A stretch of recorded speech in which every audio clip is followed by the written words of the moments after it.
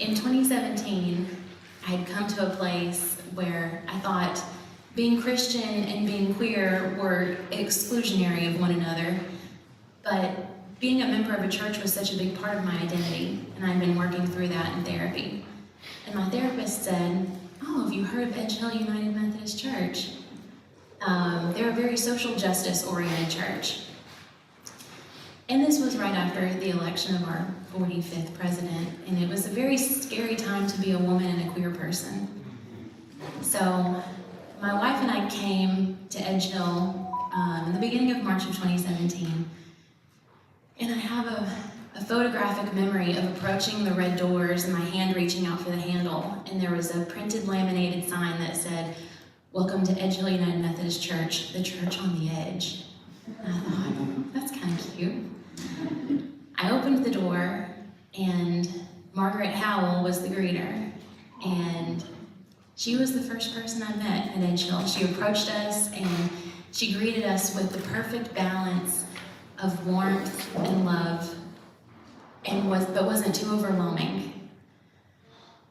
I stepped over the threshold into the big room, and it was an unexplainable, magical feeling filled my entire body. It was like my deepest inner knowing knew that I belonged here, and that my body had just been waiting to step into this room my entire life. The first thing that I saw was the rainbow banner, and I immediately knew that I was completely safe, and I wanted to cry. But I knew that I couldn't cry because I didn't want to look weird. I couldn't explain to Margaret why, as a first-time visitor, I'm now in tears. But I just had a deep sense of knowing and belonging and safety. There was a group of college-age missionaries that were visiting here that day, and one of the young women stood up and announced to the church that she and her wife had just gotten married that week. And everyone applauded, and they sang "Bless Their Lives," and I wanted to cry again. I didn't know that a church like this existed where queer people would be celebrated, not just accepted and tolerated, but celebrated. And then it was time for prayer concerns and joys, which of course is such a special fellowshipping time here. You know, it's probably the longest section of our church service. And I really got to experience what I consider to be the richest version of all of the Edgehill members on this day. Ed stood up with a prayer concern, and he got very frustrated with his teeth and popped them out, and then he continued on smoothly with his prayer request or announcement. I thought, that's cool. And then Roland came up to the front and he said, "The president's coming for a rally, and we need to make sure that they know that we don't welcome that kind of hate in our city. So see me after the service, and we're gonna do a peaceful protest."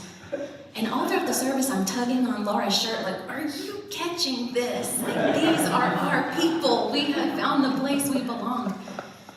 And then Margaret stood up, and she put on her pink hat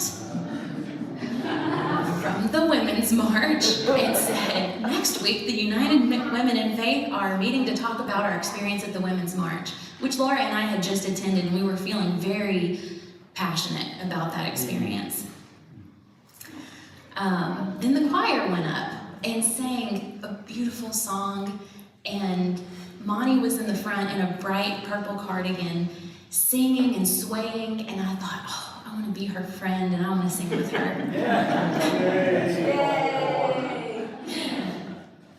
And then John went up and preached his sermon, and he talked about how as Christians, we don't build walls to keep out God's children, we build bridges to one another. And I'm tugging on Laura's shirt. Are you catching this? Is this church real? Is this happening?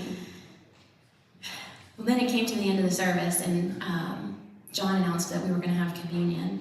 Communion used to be a very fearful experience for me in my previous church experiences. Molly Wilson, a young adult, turned around and whispered, "This is my favorite part."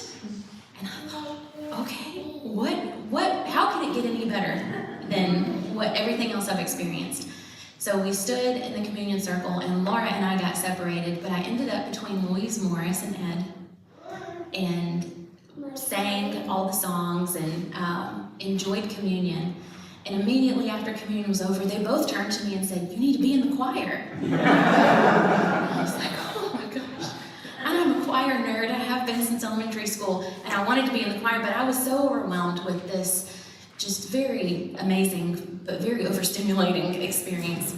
They pointed out Steve at the piano and said, "That's Steve Lindsey, go find him after the service." And I was not feeling brave enough for that, but I was touched that they believed in me that much, having just met me. So, my pledge to Edgehill is not solely financial, although it is that.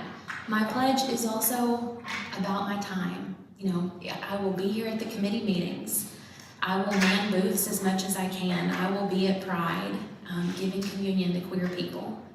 I will be up here speaking the liturgy. I will be in choir practice every Saturday because it's my safe space. And I will sing the solos that Kevin assigns me through a racing heart, because I'm not nervous about that. Because I don't go to church, I go to Edgehill. And I'll always love and support Edgehill because they've always loved and supported